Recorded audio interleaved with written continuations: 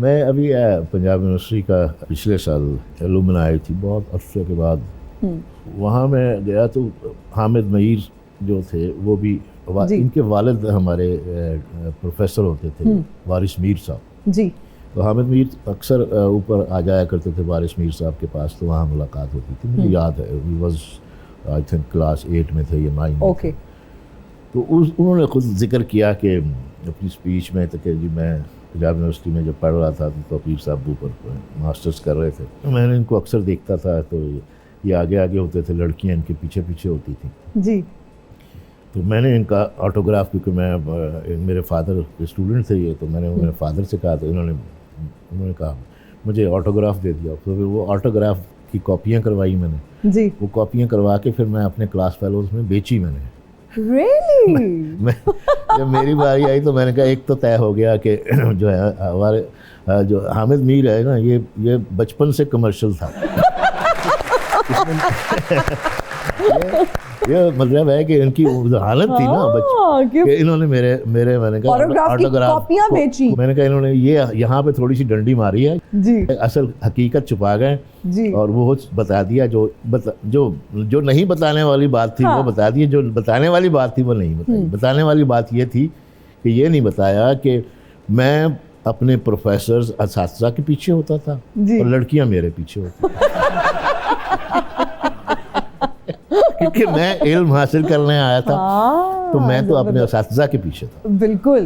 तो मैंने तो ध्यान नहीं दिया। हामिद मीर साहब की ड्यूटी लगी हुई थी, वो देखते थे कि तो ये वाकई वो स्टारडम जो है उस ज़माने का मुझे याद है। I was very young. मोहब्बत कितनी बार हुई? कई बार हुई, होती रहती है, अचानक हो जाती है, फिर हो जाती है, फिर हो जाती है। लास्ट टाइम कब हुई मोहब्बत? लास्ट टाइम अभी लास्ट नहीं आया ना। चलो ये पूछ लेते हैं कि अभी कुछ दिन पहले, महीनों पहले क्या मोहब्बत हुई? हो जाती है। अच्छा, एक ये भी कॉन्सेप्ट है, सूरत या सीरत, व्हाट रियली अट्रैक्ट्स यू? क्योंकि सीरत तो बाद की बात है, you meet someone, you get to interact with them, आपका टाइम गुजरता है। सीरत का फर्स्ट इंप्रेशन में क्या पता चलता है? पता चल जाता है। तो शक्ल आपके लिए मैटर नहीं करती? मैटर करती है, मतलब को महंगी भी ना हो ना।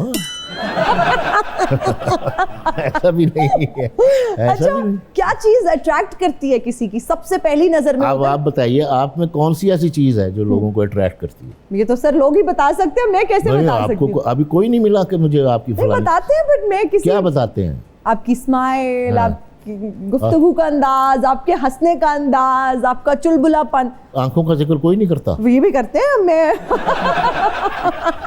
कमाल है नहीं, मैं अपने मुंह से अपनी तारीफ करती हुई मुझे लगता है अच्छी नहीं लगती। नहीं, आपने थोड़ी कहा है, मतलब कोई आपको कमेंट करता है। ऑफ कोर्स, आंखों का आई थिंक बहुत सारे लोग सबसे पहले कॉम्प्लीमेंट देते हैं।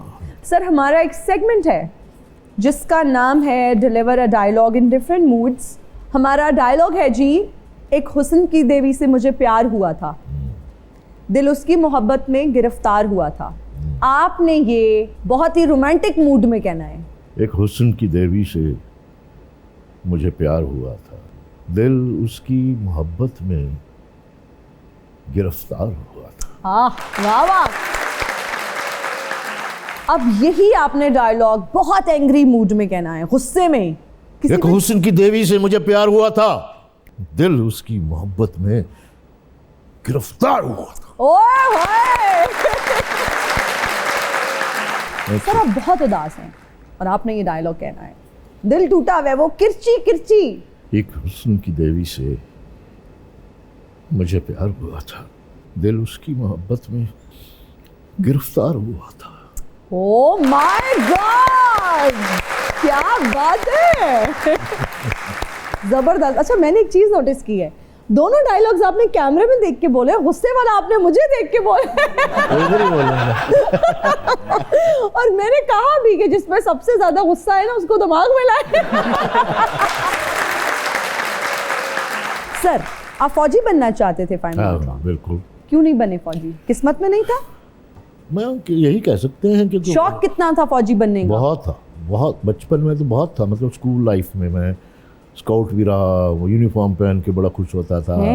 फिर मैं कॉलेज में, वो उस वक्त एनसीसी की ट्रेनिंग होती थी जी जी, ठीक है, उसके लिए फिर उसमें भी मैं वो बाकायदा तौर पे फौजी की यूनिफॉर्म और वाओ। तस्वीरें भी मतलब है कि वो बाकायदा मुझे फैसिनेट करती थी यूनिफॉर्म, है जी। और मैं फ़ौज में नहीं जा सका। मैं 56 लॉन्ग कोर्स में ISB को हाट गया था, तो बिल्कुल लास्ट इम्तिहान होता है, जी जी, ठीक है ना, मेडिकल रिटर्न टेस्ट बिल्कुल, ये वो सबसे सारे आखिर करके में। बुक। एक दफ़ा गया वहाँ, उस वक्त मुझे डेफर कर दिया। डेफर का मतलब है कि थोड़ी सी कमी है, उसको ठीक जी। करके दोबारा। अब फौजी है ना, वो हीरो है नो डाउट। जो रात को दिन को बर्फ में पहाड़ पे मौसम हर मौसम में खड़ा होता है अपने बच्चों को छोड़कर। उससे हमारी बड़ा हीरो सरहदों कौन हो पे। सकता, उससे बड़ा हीरो कौन हो सकता भाई फौजियों के लिए तालियां हो जाएं। है? सर हमारा एक और सेगमेंट है, मैं कुछ मशहूर फिल्म्स के टाइटल्स बोलूंगी, हाँ। आपने वो टाइटल्स अपने दोस्त अदाकारों को देने हैं। नौकर वोटीदा, नुमान इजाज, नुमान इजाज, वहशी जट, महमूद असलम, महमूद असलम, ओ शरीफ बदमाश, फैसल कुरैशी, ओ पाटे खां, अदनान सदीकी, ओके जानो कपत्ती, इकरा, इकरा अजीज, इकरा अजीज, दिल दा चोर, दिल्ला चोर। ये तो मेरे ख्याल में थोड़ा बहुत नहीं फिट होता है हुमायूं सईद पे। हुमायूं सईद, आहा, हसीना 420, माविश हयात, मैं भी शयाद, ओ जी दार, ये फिर आप अपने लिए रख लें, मेरे क्योंकि लिए? आप काफ़ी जीदार हैं। Thank you. Yes. Bali Jatti, Savera Nadeem. Okay Banarasi ठग, ये फिर वही बात है ना कि लड़ाई कराने वाली बात। नहीं नहीं नहीं, मुनव्वर शरीफ। ओ ये सर जब हम आप जैसे लेजेंडरी एक्टर्स की बात करते हैं जिनकी ग्रूमिंग PTV ने की है, बहुत सारे सीनियर एक्टर्स को हमने ये अक्सर शिकवा करते हुए सुना है कि जो अभी आजकल के यंग एक्टर्स हैं वो इतना अदब नहीं करते सीनियर एक्टर्स का, या उनके अपने ही टैंट्रम्स इतने ज़्यादा होते हैं, अपने ही सेट पे डिमांड्स इतनी ज़्यादा होती हैं। पहले बताया करते हैं कि जी जब हमारे सीनियर एक्टर्स आते हैं तो हम अदब से खड़े हो जाते थे, अब तो फ़ोन्स में लगे हुए हैं, मोस्टली बताते हैं कि एयरपॉड्स लगे हुए हैं, म्यूज़िक सुन रहे हैं, मेरा जब सीन आए तो बता देना, मेरे लिए ये मंगवा दो, ये तो मैं खाता नहीं हूँ, ये क्या नॉनसेंस है, टैंट्रम्स बहुत ज़्यादा हैं, अदब कम हो गया है। Do you agree? हाँ, किसी हद तक सही है। Okay, और okay. ये ठीक, इसमें कोई शक नहीं है। ये 100% बात सही है कि हमने अपने सीनियर्स का बहुत अदब किया। खौफ भी था क्या उनका? खौफ नहीं, अदब, एहतराम अदब, था। ओके।